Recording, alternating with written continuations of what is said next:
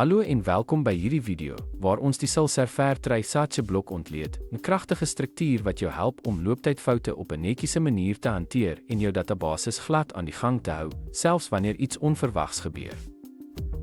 Die Tri-blok bevat die kode wat moontlike fout kan veroorsaak, en Salserver probeer om alle stellings wat binne hierdie blok geplaas is, uit te voer.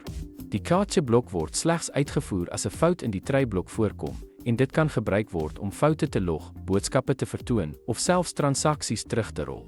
Algemene gebruiksgevalle vir Trisatje sluit in die hantering van oortredings soos nulbeperkings, die bestuur van transaksiefoute, en die voorkoming van stelselontploffings in produksieomgewings.